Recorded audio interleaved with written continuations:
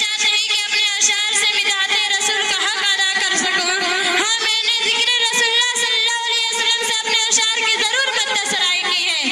ملت اسلامیہ کے دھڑکتے دلوں قبل پورے جزیرہ عرب پر کوئی حکمرانی کرنے کے لیے تیار نہیں تھا. قانون نظام مکمل تھا اور عدالت، انسانیت، ایمانت و دیانت، عصمت علم، صلاح، تقویٰ، سرد دواروں کا جنازہ نکل چکا تھا. شاخت عزت کی کلیاں مرجھا چکی تھی. شرک و اسلام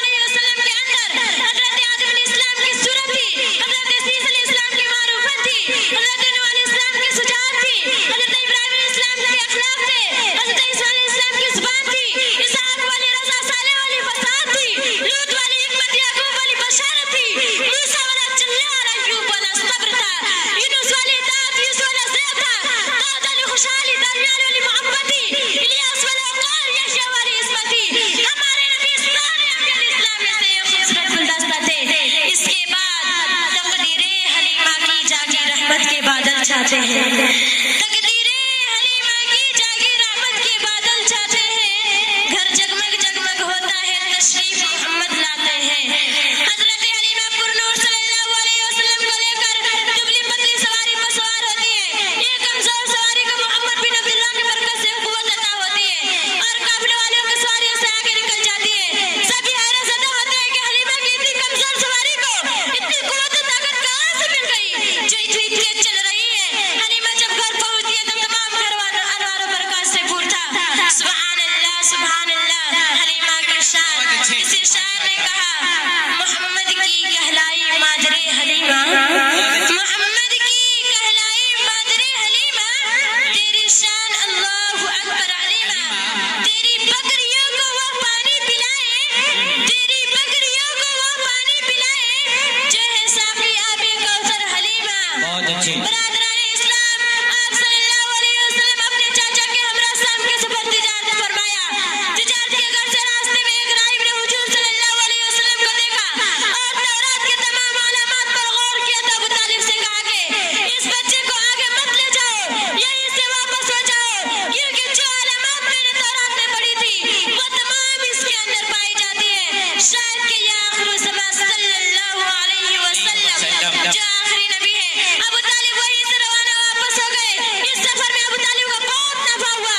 मौसम इंसानी सल्लल्लाहु अलैहि वसल्लम जिस तरह अखलाक व किरदार खूबसूरत है, इसी तरह हुस्न जमाल के एतबार से बहुत खूबसूरत है। हजरत आयशा सिद्दीका फरमाती है कि हजरत यूसुफ अलैहिस्सलाम को देखकर उन मिस्र की औरतें ने अपनी अंगुलियां काट दी थी। अगर वह महबूब किबरिया सल्लल्लाहु अलैहि वसल्लम को देख लेती तो अपना दिल काट देती। अगर मैं हुस्न सिफाती और कमाल व जमाल ज़ाती बयान करने की कोशिश करती हूँ तो शेख शादी का शेर याद आता है।